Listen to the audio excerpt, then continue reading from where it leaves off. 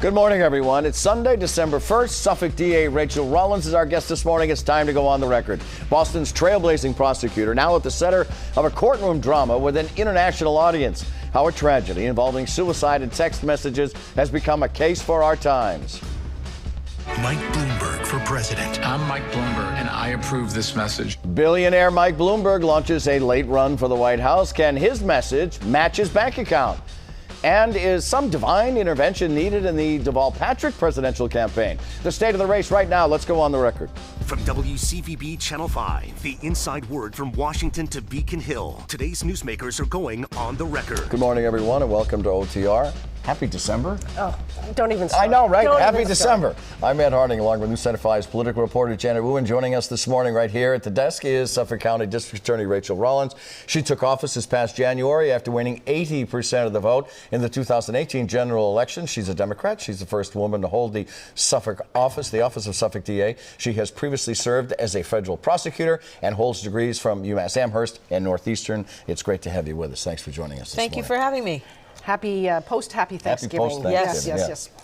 You are not one to avoid controversy, but the current storm over the Boston College suicide texting case is in the international spotlight. The defense is accusing Yu of releasing only selected passages, sort of incriminating his client, In Young Yu, of urging her boyfriend to kill himself. What's your response to him? My response is that we are releasing the relevant texts to prove our case. And I would push back and say, you know, in most homicides that we're dealing with, in particular domestic violence or intimate partner violence, the murderer has done something nice to their spouse or girlfriend or boyfriend. That's not why we're here today. We just got a guilty verdict for the Masucci family and the Andrew McCormick domestic violence homicide. I'm sure Andrew said nice things about Vanessa. We believe the violent homicide overshadows any of the nice texts or messages he said about his wife. Similarly with Miss Yu and Mr. Ortula. We're not concerned with the nice things she may have said. It's a cycle of violence, and she is playing right into that. As you know, the legislature has got a suicide coercion bill that's sort of moving its way through the process. What do you think of that bill? Do you need that as another tool to prosecute cases like this? Well, we are sending our sympathies to the family of Conrad, who committed suicide in the Michelle Carter case, and I've watched. I'm watching very closely with respect to that law and what's going to happen there. We would love more tools, but we're going to use the tools that we have, and we have absolutely are comfortable with meeting the burdens that we have to meet in order to prove this case. So since you just mentioned the case, let's go there. There is, as you know, a similar case going on in Bristol County. Michelle Carter, who's now serving time, but the U.S. Supreme Court is now reviewing the case to see if Carter is protected by First Amendment free speach. Yeah. What is your, just on that single aspect, what's your opinion on that? So my opinion is speech, I think we have exited the area of First Amendment free speech, and our court system here in Massachusetts has found Michelle Carter guilty. Mm-hmm. Our Supreme Court has affirmed that, our state Supreme Court, and our U.S. Supreme Court is actually not looking at they're deciding whether or not they're going to take the case. So they're not even, they're just making an entry-level decision, and they haven't even done that yet.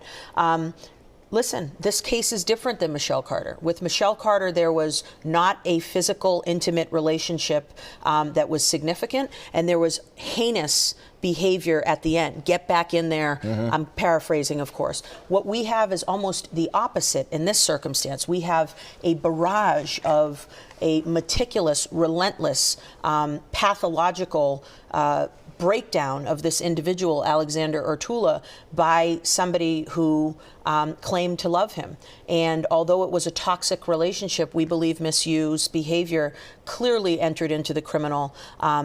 A grand jury agreed with us, and we believe we can very comfortably sustain our burden. Do you think the U.S. Supreme Court will take up the Carter case? Do you think it will reach there? I don't know. That's an interesting thing. I mean, I think our Supreme Court is exceptional. We have brilliant jurists on our Supreme Court here in Massachusetts. They opted not to take or affirmed the decision of the trial court. I'd be interested to see. I'm not going to speculate. But it would affect this case that you're trying right now, though. I don't Could know. I mean, we charged it No. prior to there being any other option for us to do. And there are many laws on the books, and we can choose which ones we want to prosecute people under. But I do believe this is a scalpel. Conrad's law is a scalpel. Conrad Roy. by the Conrad way. Roy, Yeah. I'm Yep. sorry, No, the that's okay. deceased who committed suicide in Miss Carter was actually convicted and sentenced to a 2.5-year term, 15 months of which was committed. Did the legislature consult you, or any members of the legislature consult you about this bill, or are they consulting you right now as they put this bill together? I haven't spoken with them, but that doesn't mean we might not reach out. I'm frequently up there speaking about different matters, but I believe, charged as this was in the process of moving forward. Not to converge the two cases, and I know that we've been talking about both of them, but in the you or Tula case, what are you talking? 45,000 text messages, 75,000? Yeah, I mean, I've listen. never text messaged my own wife that much. I know. I think You never text her. Fair point. But here's what I'll say. I'm 48 years old. This is even extreme for me. I think that it's generational. I think in the younger communities of individuals, the way you and I would pick up a phone and speak to each other, or might actually stand face to face and have a conversation, texting is the way that people are interacting nowadays. And so this is a situation where the law has to catch up with what the world is doing right now. But we're very confident in our case. Let's move on to some other areas. You've butted heads with some big political names in just your first year here. The governor, the Boston police commissioner, even a judge have been critical of your policy of not prosecuting what you deem to be low-level crimes. One prime example, counter-protesters at the Boston Straight Pride Parade. Are you winning this battle, the overall battle? Well, here's what I'll say. Change is hard. And I like to remind people that my position is actually elected. I had to run for my job, and the people of Suffolk County, I was very clear to them who I was going to be if they gave me their vote, and they did. The Commissioner of Police is not an elected position. The Secretary of Transportation is not an elected position. The head of ICE in New England is not an elected position, and neither are judges. And all of those people use their discretion every single day, and they're not elected to do so. I am actually an elected official. But do you feel like you're winning? I mean, I don't it's think only it's been about- a year, but still. But do you feel like you're making progress? Do you think? Of course I'm making progress. We filed a 211-3. A judge grossly overstepped. What is a 211-3? 211-3 is an appeal to our state Supreme Court. It's an extraordinary remedy that rarely, if ever, is granted. And within 36 hours, it was granted, and the judge was told, knock it off. I think people are doing everything they can to hold the status quo because it works for a lot of people. I ran on the fact that the legal system should work for everyone. It shouldn't be just the wealthy, right? When you look at Kevin Spacey and the fact that that case was millions of dollars in time just for a dismissal. And as a result of him being able to afford excellent counsel, he has nothing, he has no responsibilities. We look, and I've heard people that are a little bit disappointed with respect to even the college admission scandal, millions of dollars, hours and hours, 14 days in jail somebody is going to spend as a result of that. I'm handling violent, serious crimes where people are losing their lives, and I'm going to speak out loud when I think that we're wasting our resources and when I'm not getting the help that I think we need, and I was elected to make the change that we need. I don't want to interrupt the conversation. We will resume the tone in a minute, but we're going to change to the OTR Pop quiz. No. Okay. Come on now, go you've ahead. faced very important people around the world. It's just it's just a few pages of an OTR Pop quiz. Oh my God. All right. All right, here we go.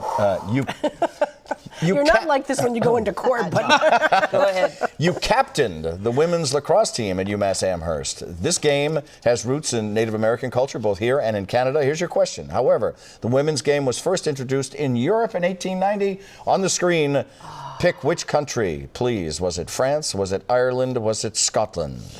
Scotland. It was. The game was introduced by the headmistress at St. Leonard School after a visit to Quebec where she saw the game played. Here's question 2. As a college student and an athlete at UMass, you helped organize the Title IX lawsuit when the women's lacrosse program was eliminated by budget cuts. In Washington, a trailblazing congresswoman co-authored the legislation that led to the passage of Title IX, protecting women's sports. Who was it?